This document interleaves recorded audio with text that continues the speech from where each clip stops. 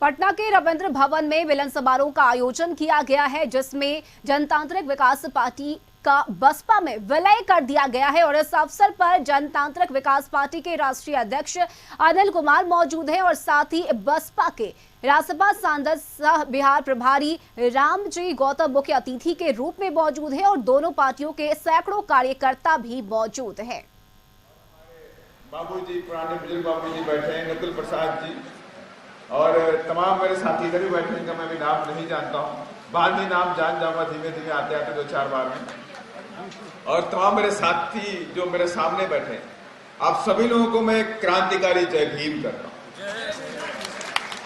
और ये क्रांतिकारी दिन है साथियों, और ये क्रांतिकारी दिन में क्रांतिकारी काम हुआ है।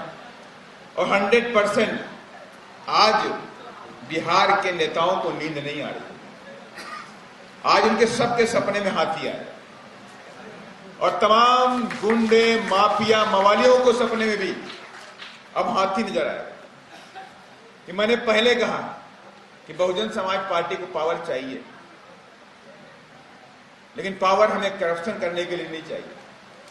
पावर हमें कोठी बंगला मकान बनाने के लिए नहीं चाहिए। हमें पावर चाहिए इस देश के अंदर दबे कुचले पीड़ित वंचितों को इस देश की मुख्य धारा में लाने के लिए पावर चाहिए, ना कि और किसी काम के लिए। लेकिन तमाम बिहार की पार्टियां जो बात करती हैं, सामाजिक न्याय की बात करती हैं, लेकिन काम कौन सा करती हैं? काम इस देश के अंदर विरोधी पार्टियां इस देश के अंदर दबे कुचले गरीबों, किसानों के खिलाफ काम करती हैं। और इसकी एक बानगी भी देख लीजिए, इस प्रदेश के मुख्यमंत्री जी कितने बड़े दलित विरोधी हैं, इसकी एक बानगी मैं मात्र देता हूं। आपको याद होगा जहानाबाद कांड, याद होगा, याद है कि नहीं याद है? जहानाबाद कांड हुआ, कई सारे तमाम दलितों को कत्लेआम किया गया, छोटे छोटे बच्चों का कत्लेआम किया गया। एक आमिर दास आयोग बनाया गया उसकी जांच करने के लिए, और उससे भंग किसने किया? तत्कालीन मुख्यमंत्री कौन थे? यही जो अभी प्रेजेंट में मुख्यमंत्री नीतीश कुमार जी ने उस आयोग को भंग करने का काम किया। और अभी फिर देखिए कितने बड़े दलित विरोधी हैं ये लोग। बातें दलितों की करते हैं, उनके लिए बात करते हैं, लेकिन काम दलित विरोधी करते हैं। आप देखिए कि कौन सा ऐसा काम किया दलितों और पिछड़ों के लिए नीतीश बाबू जी ने। अभी आपने देखा कि एक अपराधी जिसने एक दलित कलेक्टर को मार दिया और जिनको फांसी की सजा हुई, फांसी की सजा कम करके उनकी उम्र कैद की गई। और ऐसे अपराधी को छोड़ने के लिए भी कितने बेचैन हैं तेजस्वी यादव जी और नीतीश कुमार। तो इनको सबक सिखाएंगे। आज बहुजन समाज के लोग पूरे देश के अंदर चिंतित है कि ये लोग बात सामाजिक न्याय की करते हैं और हमारे वोटों को लेकर के हमारे विरोध में काम करते हैं। तो अभी हमारे तमाम साथी को उन्होंने एक नारा दिया कि अब वोट हमारा, राष्ट्र तुम्हारा, नहीं चलेगा, नहीं चलेगा।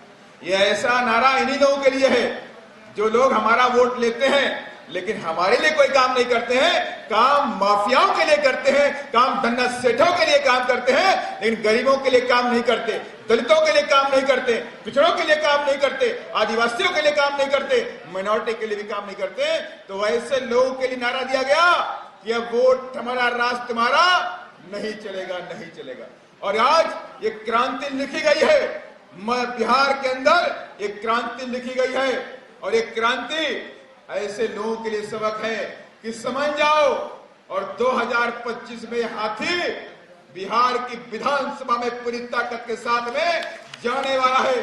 और मैं आप सभी लोगों को ऐसे करना चाहता हूं, लंबी चौड़ी बातें मैं नहीं करना चाहता, क्योंकि प्रोग्राम अपने अंत की तरफ बढ़ रहा है, समय बढ़ रहा है।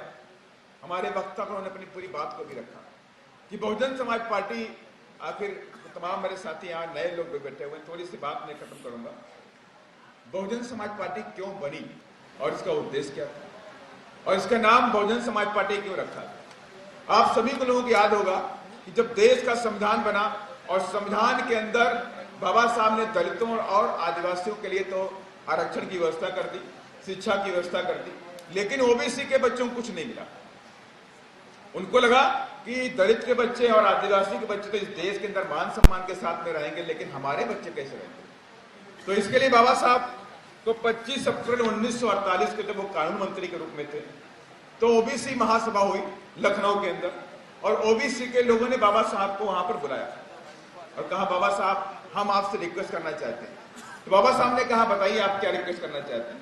तो उन्होंने कहा कि आपने दलितों के बच्चों के लिए तो आपने मान सम्मान की व्यवस्था इस देश में कर दी, अब दलित का बच्चा और आदिवासी का जो बच्चा होगा इस देश के अंदर मान सम्मान के साथ में रहेगा, लेकिन बाबा साहब डॉक्टर अम्बेडकर, हम ओबीसी के पिछड़े समाज के लोग हैं, ये लोग कहां जाएंगे, इनके बच्चों को नौकरियां कैसे मिलेंगी, इनके बच्चे कैसे शिक्षित होंगे, इनकी जो सामाजिक बैकवर्डनेस है और इकोनॉमिक बैकवर्डनेस है ये कैसे खत्म होगी।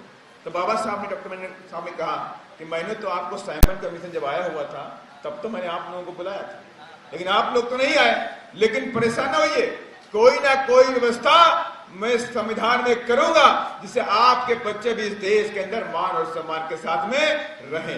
ये बात बाबा साहब ने वहां प्रॉमिस किया लखनऊ के अंदर 25 अप्रैल 1948 को प्रॉमिस कर दिया।